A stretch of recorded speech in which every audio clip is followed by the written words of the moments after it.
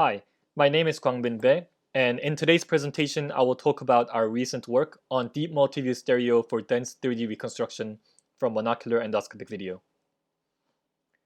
When given a sequence of 2D endoscopic images, our goal is to estimate the 3D geometry of the surface.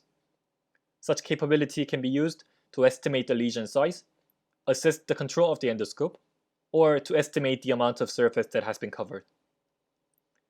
Previous attempts to solve monocular 3D reconstruction often required device modification.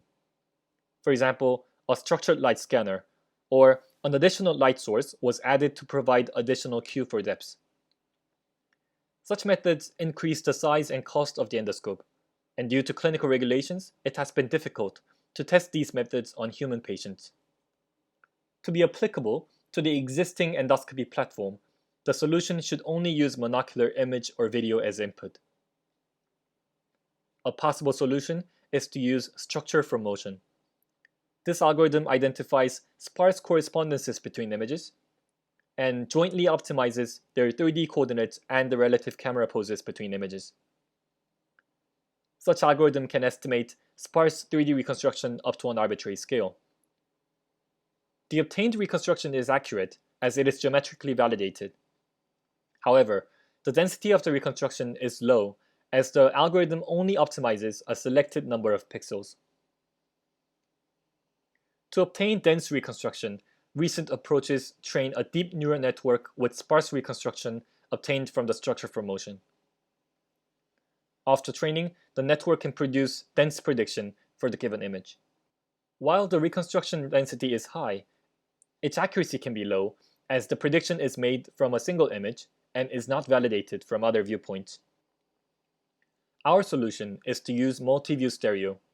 Here is an overview of a classical multi-view stereo algorithm. Suppose that a surface is viewed from an endoscope in different time steps. For each pixel in the reference image, depth candidates are sampled between some preset minimum and maximum. Then, each depth candidate is projected to each neighboring image, and the similarity score is measured typically in terms of zero normalized cross-correlation. Once the similarity score is computed for all neighboring images, the maximum is selected and is assigned to the candidate. Lastly, the candidate with the highest score is selected as the optimal depth for the pixel. Such method can produce dense pixel-wise estimation and can also achieve high accuracy as the depth candidate is supported by multiple viewpoints. In this slide, we introduce our deep learning-based multi-view stereo pipeline. We improve upon the classical MVS pipeline by making 3 changes. Firstly, instead of sampling depth candidates within some preset range, we sample the candidates around the depths predicted by a pre-trained network. This can significantly reduce the search space and increase the chance of finding the correct depths. Secondly, we replace the zero normalized cross-correlation with a patch embedding network. Zero normalized cross-correlation is computationally heavy and is not suitable for weakly textured surfaces. Instead, we use a lightweight CNN to map each pixel to a compact embedding vector. Then the dot product between 2 embedding vectors is used as a measure for similarity. Lastly, instead of assigning maximum score to the candidate, we assign the minimum score to enforce the multi-view consistency. Now, let's take a closer look at each contribution. Our first contribution is to train a monocular depth estimation network and use it to sample depth candidates. Ground truth depth is acquired by running structure from motion on short image sequences.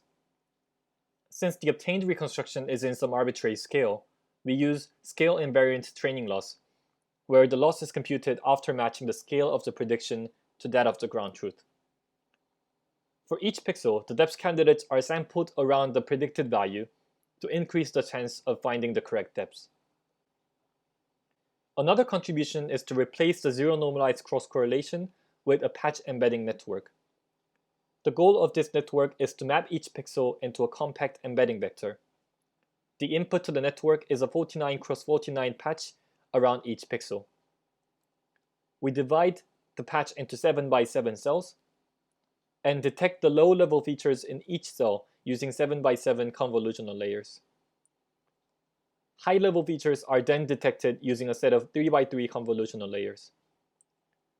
Lastly, the output is normalized so that the dot product between two vectors can range between -1 and +1. For the training and testing of this network, we use SIFT features that survived the SFM reconstruction. The dataset consists of a reference patch around some particular pixel in the reference image, a target image, and the pixel coordinates for the correct match.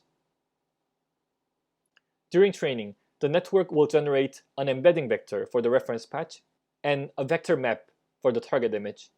By multiplying the two, we can obtain a similarity score distribution. Ideally, we want the score to be high only near the correct pixel.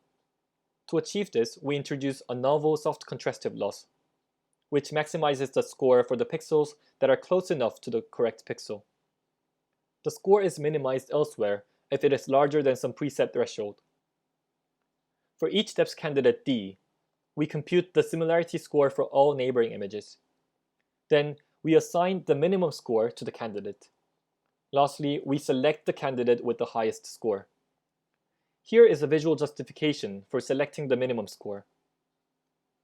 For this particular pixel, we measure the score distribution by changing the way we assign the score.